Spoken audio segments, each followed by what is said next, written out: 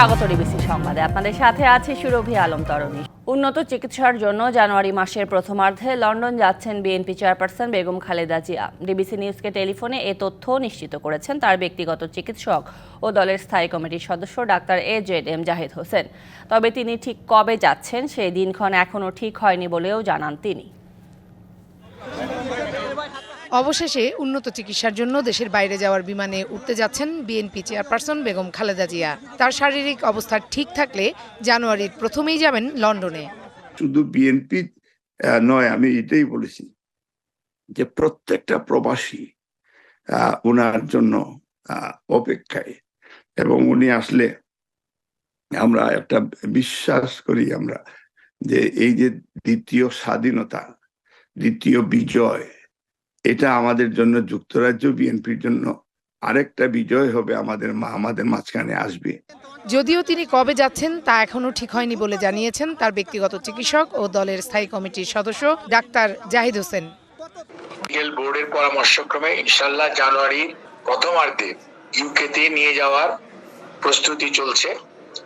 যদিও ওনার যাত্রার সঠিক তারিখ এখন পর্যন্ত নির্ধারিত হয় নাই, যথাসময়ে সেটি আপনাদেরকে জানিয়ে দেওয়া হবে। এই যাত্রায় বেগম জিয়ার সফরসঙ্গী হচ্ছেন 16 জন, যাদের বেশিরভাগই তার মেডিকেল বোর্ডের সদস্য। দীর্ঘ 8 বছর পর মাকে বরণ করতে বড় ছেলে ও বিএনপির ভারপ্রাপ্ত চেয়ারম্যান তারেক রহমানও অপেক্ষার প্রহর গুনছেন বলে জানান যুক্তরাজ্য বিএনপির সভাপতি। আমরা ফিল করছি যে উনি খুব ওয়েট করছেন। চেহারাটা দেরি হলে এক ধরনের, বাট যত তাড়াতাড়ি সম্ভব এটা একটা এক্সাইটিং কাজ করছে, এবং আমার মনে হয় যে এটা খুবই মা ছেলের মিলন হবে। এটা আল্লাহর একটা রহমত রয়েছে। লন্ডনে চিকিৎসা শেষে যুক্তরাষ্ট্রেও যাবেন খালেদা জিয়া। সেখানে জন হপকিংসে চিকিৎসা নেবেন তিনি।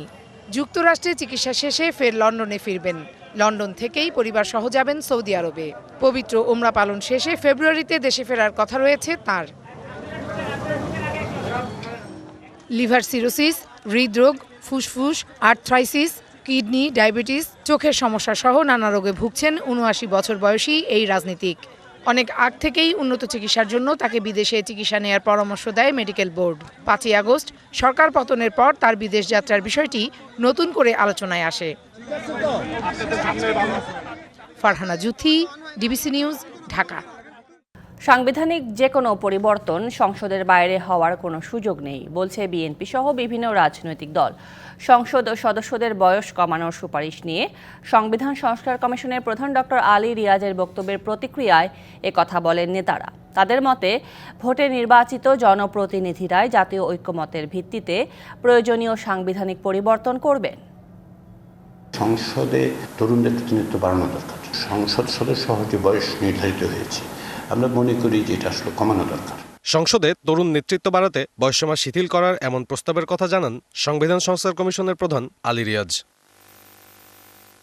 এরপরই নানা আলোচনা সমালোচনা শুরু হয়েছে রাজনৈতিক দলগুলোর মধ্যে। নির্বাচনের তারিখ এবং দিনক্ষণ সম্পর্কে সরকারের ঘোষণাটা সুস্পষ্ট হওয়া উচিত। যেভাবে উনি একটা বলেছেন, ওনার প্রেস সেক্রেটারি যেভাবে বলেছেন, এটা পরিষ্কার হয়নি, সুস্পষ্ট হয়নি। এই জন্য নির্বাচনের দিনক্ষণ সম্পর্কে সরকারের রোডম্যাপটা, আইডিয়াটা পরিষ্কার করা উচিত। তবে এই বিষয়ে রাজনৈতিক দলগুলোর সঙ্গে সরকারের কোনো আলোচনা হয়নি বলে জানায় বিপ্লবী ওয়ার্কার্স পার্টি। গুরুত্বপূর্ণ রাজনৈতিক ইস্যু নিয়ে আসলে সিরিয়াস কোনো আলোচনা এখনো পর্যন্ত সরকারের সাথে রাজনৈতিক দলগুলোর নেই। তারা চিন্তা করতে পারেন, কিছু প্রস্তাবনাও তারা হাজির করতে পারেন, বা আমার বিভিন্ন ক্ষেত্রে ধরুন সংবিধান কমিশন বা নির্বাচন সংস্কার সংক্রান্ত যে কমিশন, বিভিন্ন কমিশন তার রিপোর্টও তারা হাজির করতে পারেন, কিন্তু সিদ্ধান্ত নেবার তো এককভাবে নেবার কোনো সুযোগ নেই। আর বিএনপি বলছে সাংবিধানিক পরিবর্তন সংসদের বাইরে হওয়ার সুযোগ নেই। যুদ্ধ করেছি গণতন্ত্রের জন্য, যুদ্ধ করেছি বাংলাদেশের মানুষের মালিকানার জন্য। তাদের মতামতের পরিপ্রেক্ষিতে সংসদ হবে, সরকার হবে, যারা তাদের কাছে দায়বদ্ধ থাকবে। জনগণের নির্বাচিত সংসদের মাধ্যমে যে সাংবিধানিক পরিবর্তন হতে হবে, এর বাইরে হওয়ার কোনো সুযোগ নেই। সংবিধানের 66 অনুচ্ছেদ অনুযায়ী জাতীয় সংসদ সদস্য হতে হলে বাংলাদেশের নাগরিক ও বয়স 25-এর ঊর্ধ্বে হতে হবে। সাব্বির রোজ, ডিবিসি নিউজ, ঢাকা। চাঁদপুরে জাহাজে 7 খুনের ঘটনায় গ্রেপ্তার আকাশ মণ্ডল ওরফে ইরফান ক্ষোভ থেকে জাহাজের মাস্টারকে হত্যা করেন, পরে তথ্য ফাঁসের ভয়ে বাকি 6 জনকে হত্যা করেন। তিনি একাই এই ঘটনার সঙ্গে যুক্ত। তাকে গ্রেপ্তারের পর দুপুরে এক সংবাদ ব্রিফিংয়ে র্যাবের পক্ষ থেকে এসব তথ্য জানানো হয়। এদিকে ইরফানের 7 দিনের রিমান্ড মঞ্জুর করেছে চাঁদপুর জুডিশিয়াল ম্যাজিস্ট্রেট আদালত। সোমবার বিকেলে চাঁদপুর সদর উপজেলার মেঘনা নদীর মাঝেরচর এলাকায় নোঙর করা এমভি আল বাকেরা কার্গো জাহাজ থেকে 5 জনের মরদেহ উদ্ধার করা হয়। গুরুতর আহত আরও 2 জনের মৃত্যু হয় হাসপাতালে। এ ঘটনায় মঙ্গলবার রাতে বাগেরহাটের চিতলমারি এলাকা থেকে আকাশ মণ্ডল ইরফানকে গ্রেপ্তার করে র্যাব।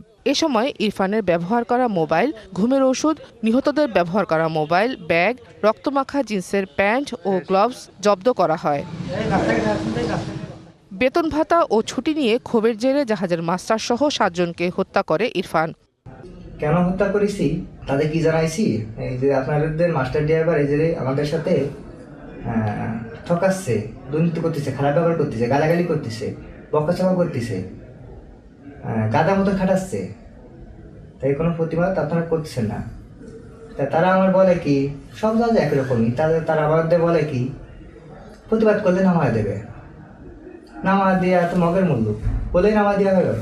আমি বাদে 8 জন, তাদের গমের বড়ি খাওয়াইছি আমি, বাদে ওই তরকারির মধ্যে মিশিয়ে গমের বড়ি খাওয়াই। আমি চাইনিজ কুরোল ছিল মাস্টারের কেবিনে, চাইনিজ কুরোল দিয়ে আমি সবাই এক এক করে হত্যা করেছি। প্রাথমিক জিজ্ঞাসাবাদে র্যাবের কাছে স্বীকার করেছে অভিযুক্ত। জাহাজের কর্মচারীদের সাথে জাহাজের মাস্টারের আচরণ শোভনীয় ছিল না। এই বিষয়টি গ্রেফতারকৃত আসামির মধ্যে একটি ক্ষোভের সৃষ্টি করে এবং এই ক্ষোভ থেকে মূলত পরিকল্পনা করে চেতনানাশক ওষুধ মিশিয়ে মাস্টারকে হত্যা করার উদ্দেশ্যেই মূলত সে প্রথমে মাস্টারকে হত্যা করে। মঙ্গলবার হাইমচর থানায় হত্যা ও ডাকাতির অভিযোগে অজ্ঞাতনামা ব্যক্তিদের আসামি করে মামলা করেন জাহাজটির মালিক Mahbub Morshed. DBC news desk. উপসচিব পদে পদোন্নতিতে প্রশাসন ক্যাডারের কোটা কমাতে জনপ্রশাসন সংস্কার কমিশনের নেওয়া সিদ্ধান্তের প্রতিবাদে সভা করেছেন বিসিএস ক্যাডারের অবসরপ্রাপ্ত এবং কর্মরত কর্মকর্তারা। এ সময় জনপ্রশাসন সংস্কার কমিশনের চেয়ারম্যান আব্দুল মুঈদ চৌধুরীকে পদত্যাগের আহ্বান জানানো হয়।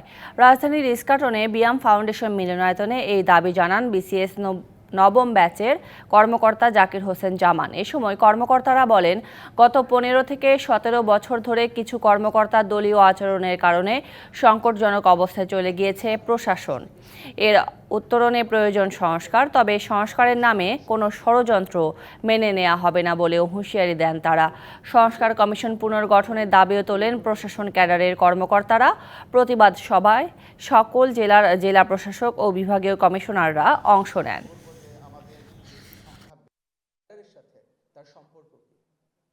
বাংলাদেশে আশ্রয় নেওয়া রোহিঙ্গারা ক্যাম্পে শরণার্থী জীবনকে খাঁচার পাখির বন্দি জীবনের সঙ্গে তুলনা করেছেন।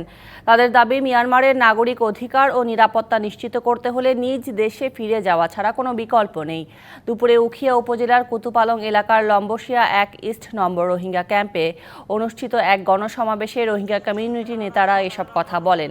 সমাবেশে অংশগ্রহণকারীরা মিয়ানমারে তাদের নিরাপত্তা নিশ্চিত করতে আন্তর্জাতিক সম্প্রদায়ের ভূমিকা জোরদার করার দাবি জানিয়ে দ্রুত নিজ দেশে ফেরার স্লোগান দেন। রোহিঙ্গা নেতা মোহাম্মদ জোবায়ের বলেন, তারা মিয়ানমারের রাখাইন রাজ্যে ফিরে যেতে প্রস্তুত। জাতিসংঘ ও বাংলাদেশ সরকার সহযোগিতা করলে রোহিঙ্গা প্রত্যাবাসন প্রক্রিয়া সহজ হবে। রোহিঙ্গাদের নাগরিক অধিকারের পাশাপাশি নিরাপত্তা এবং মর্যাদাপূর্ণ প্রত্যাবাসনের ব্যবস্থা দ্রুত করার জন্য জাতিসংঘ সহ বিশ্ব সম্প্রদায়কে এগিয়ে আসার আহ্বান জানান তিনি। এদিকে বৈষম্য ও দুর্নীতি মুক্ত করে বাংলাদেশকে ন্যায়ভিত্তিক রাষ্ট্রে পরিণত করতে সাম্প্রদায়িক সম্প্রীতির বন্ধনকে মজবুত করার উপর জোর দিয়েছেন রাষ্ট্রপতি মোহাম্মদ শাহাবুদ্দিন।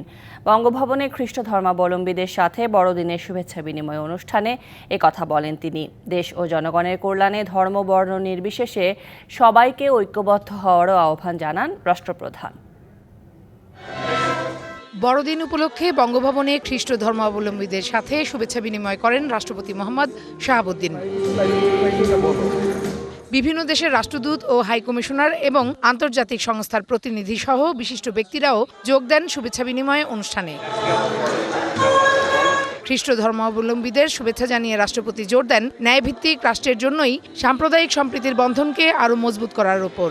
বর্তমান বিশ্ব প্রেক্ষাপটে বিভিন্ন জাতিগোষ্ঠীর মধ্যে সম্প্রীতি ও ঐক্য স্থাপন সহ যুদ্ধ বিগ্রহপূর্ণ বিশ্বে শান্তি প্রতিষ্ঠায় যীশু খ্রিস্টের শিক্ষা ও আদর্শ ফলপ্রসূ অবদান রাখতে পারে বলে আমি মনে করি।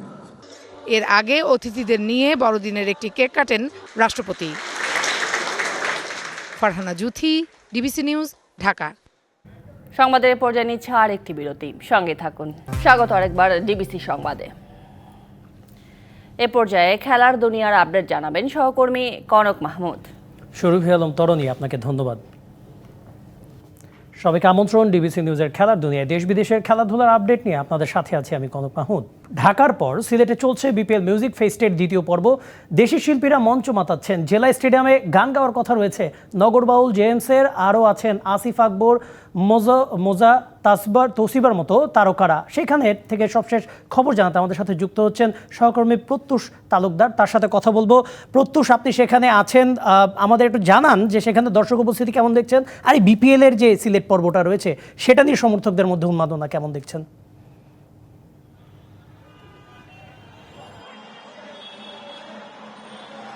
ধন্যবাদ। আমি এখন রয়েছি সিলেট কবি নজরুল অডিটোরিয়ামের সামনে। পেছনেই কিন্তু জেলা স্টেডিয়াম, যেখানে কনসার্ট হচ্ছে। যতদূর জানতে পেরেছি এই মুহূর্তে আসিফ আকবর গান করছেন। তো সবকিছু মিলিয়ে যে প্রথমে এখানকার যারা কনসার্ট দেখতে এসেছেন তাদের কথাটা একটু বলতে চাই। আমরা দেখেছি দুপুর থেকেই কিন্তু স্টেডিয়াম পাড়ার আশেপাশে মানুষজন ভিড় করছে। তো যখন টিকিট দেওয়া হচ্ছে এবং এছাড়া গেট যখন খুলে দেওয়া হলো তখন কিন্তু আসলে ঢল নামে মানুষের। আমরা দেখেছি আসলে বিভিন্ন প্রান্তে বিভিন্ন গেটে কিন্তু নারী পুরুষ সবাই এসেছে এবং অনেক দূর থেকে এসেছেন। আমরা দেখেছি সিলেটের বাইরে হবিগঞ্জ, মৌলভীবাজার, সুনামগঞ্জ সহ আরো দূর দূরান্ত থেকে অনেকে, ঢাকা থেকেও অনেকে এসেছে, আমাদের সাথে কথা হয়েছে। তো সবকিছু মিলিয়ে অনেকদিন পর সিলেটে এত আসলে বলা যায় চূড়ান্ত রকমের মানুষের প্রাণের উচ্ছ্বাস। এবং আমরা দেখেছি মানুষজন আসলে এই মিউজিক ফেস্টকে ঘিরে সিলেটের যারা তরুণ প্রজন্ম বিশেষ করে তারা কিন্তু নতুন একটি যাত্রার দিকে যেতে চাইছে। এর কারণ হচ্ছে সিলেটে কিন্তু বেশ কিছু খেলা হচ্ছে। আমরা দেখেছি সম্প্রতি শেষ হয়েছে আয়ারল্যান্ড নারী দলের সাথে টি-20 সিরিজ, তারপর শেষ হয়েছে এনসিএল টি-20, সেটি সিলেটে হয়েছে পুরো সিরিজটি, এবং সামনে বিপিএল। তো সবকিছু মিলিয়ে ক্রিকেট কেন্দ্রিক যে তরুণ সমাজ তারা কিন্তু অনেকটাই উচ্ছ্বসিত এবং আশাবাদী। আরেকটি বিষয়, বিপিএল এ আসলে সবার প্রত্যাশা অনেক বেশি, যেহেতু সিলেটে ক্রিকেট হচ্ছে, মিউজিক ফেস্ট হয়েছে, সবকিছু মিলে সবাই চাইছে সিলেটের দলটা যেন ভালো করে। এখনো আসলে যারা যুব সমাজ, যারা তরুণ রয়েছে তারা কিন্তু স্টেডিয়ামের আশেপাশে অনেকেই ভিড় করে আছেন। এই ছিল সিলেটের সর্বশেষ পরিস্থিতি। প্রত্যুষ, আপনাকে ধন্যবাদ। আমরাও চাই বিপিএল এর যে সিলেটের পর্বটা আছে সেটা আরো উত্তেজনাপূর্ণ হোক। ধন্যবাদ। লঙ্কা টি10 থেকে পাওয়া আত্মবিশ্বাসে বিপিএলে মাতাতে চান ঢাকা ক্যাপিটালসের সাব্বির রহমান। স্লগ ওভারে ঝড় তোলায় পটু সাব্বির এখনই ভাবছেন না নিজের ব্যাটিং পজিশন নিয়ে। দলের চাওয়া অনুযায়ী যে কোনো রোলই প্লে করতে প্রস্তুত এই ব্যাটার। মিরপুরে গণমাধ্যমে এমনটাই জানিয়েছেন সাব্বির। গেল বিপিএলটা খেলা হয়নি, তবে এবার ভাগ্য খুলেছে। ঢাকার জার্সি গায়ে মাঠ মাতাবেন সাব্বির। এখনও শুরু হয়নি ঢাকা ক্যাপিটালসের আনুষ্ঠানিক অনুশীলন, তবে সেই অপেক্ষা না করে নিজেই নেমে পড়লেন মাঠের অনুশীলনে। একাডেমি মাঠে খেলেছেন বড় বড় শট। কদিন আগেই লঙ্কা টি10 মাতিয়ে এসেছেন সাব্বির। যখনই সুযোগ পেয়েছেন ব্যাটিংয়ে ঝড় তুলেছেন। এবার সেই ধারাবাহিকতা বিপিএলে বজায় রাখতে পারবেন তো? ম্যাচ না খেলে আসলে কনফিডেন্স পাওয়া যায় না আসলে ভাইয়া, টু বি অনেস্ট। আসলে ন্যাশনালেও খেলি না, আমি টি20 খেলি না, আমি শ্রীলঙ্কা খেলেছি। এই কনফিডেন্সটা আমার খুব ইম্পর্টেন্ট ছিল আমার জন্য। একটা বড় ইভেন্ট খেলেছি, তো আমার কনফিডেন্স এখন পর্যন্ত ভালো আছে। তো চেষ্টা করবো এটাকে কনফিডেন্স শেষ পর্যন্ত নিয়ে যাওয়ার জন্য। সাব্বির হার্ড হিটিং করতেই বেশি ভালোবাসেন। 6-7 ব্যাটিংয়ে নেমে স্লগ ওভারে রান তুলতে তিনি বেশ পটু। আসন্ন বিপিএলেও কি একই রোল প্লে করতে আগ্রহী তিনি? টি20 একটা 10 ওভার একটা প্ল্যানিং খেলা আছে। প্রথম 6 ওভার, তারপর 6 ওভার, 7 ওভার। তো আমি আবার বলছি যে কোচ আর ক্যাপ্টেন যে রোল দিবে আমাকে, সেটা আমি চেষ্টা করবো পালন করার জন্য এবং সিচুয়েশন অনুযায়ী খেলার চেষ্টা করবো। এটা বড় হোক বা ছোট হোক, বা ছোট টার্গেট হোক বড় টার্গেট হোক, খেলার চেষ্টা করবো সিচুয়েশন অনুযায়ী। সবশেষ জাতীয় দলের জার্সি গায়ে খেলেছেন 2 বছর আগে। এই মুহূর্তে আবারও ফেরা কতটা কঠিন সেটা সাব্বির ভালো করেই জানেন। তবুও এখনো কি স্বপ্ন দেখেন আবারও দেশের জার্সি গায়ে মাঠে নামার? তো আশা তো সবাই করে এবং আমার ফ্যামিলিও আশা করে, আমিও আশা করি। তো আসলে আশাটা কীভাবে হবে সেটা ভালো খেলার পরে। তো চেষ্টা করবো ভালো খেলে আবার কামব্যাক করার জন্য। Shahriar Hossain, DBC news, Dhaka. মার্কিন মুলুক ছেড়ে লাল সবুজের জার্সি জড়াতে চান ফুটবলার জায়ান আহমেদ। হামজা চৌধুরীকে অনুসরণ করে নয়, নিজের আগ্রহ থেকেই বাংলাদেশ দলে খেলতে চান। আমেরিকার বয়সভিত্তিক দলে খেলা এ লেফট উইঙ্গার ডিবিসিকে একান্তেই জানিয়েছেন জায়ান।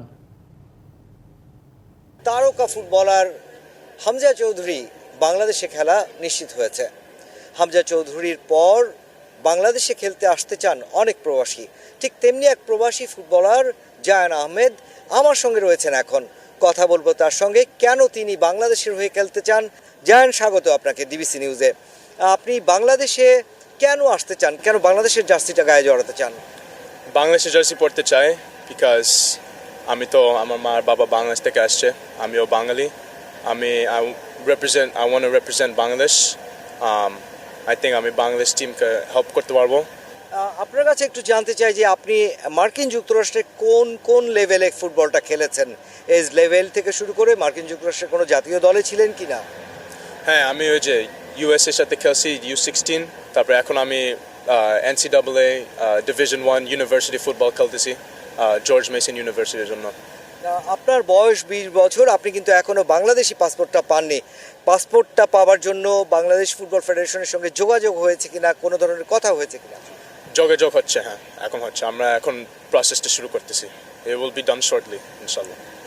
একটু জানতে চাইবো বাংলাদেশের ফুটবলারদের কতটা চেনেন আপনি?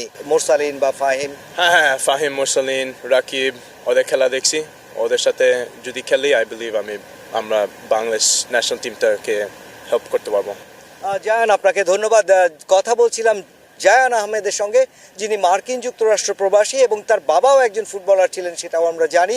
তো বাবা জাতীয় দলে খেলতে পারেননি যে কোনো কারণেই হোক, কিন্তু বাবারও সেই স্বপ্নটা রয়ে গেছে যে তিনি তার ছেলেকে দিয়ে সেই লাল সবুজের জার্সিটা গায়ে চড়ানোর স্বপ্নটা বাস্তবায়ন করতে চান।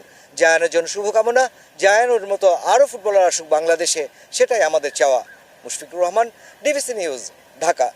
সংবাদ এই ছিল এখনকার মতো। ডিবিসি নিউজের সংবাদগুলো পড়তে ভিজিট করুন dbcnews.tv আর ভিজিট করুন ডিবিসি নিউজের ফেসবুক পেজ এবং ইউটিউব চ্যানেল। সঙ্গেই থাকুন।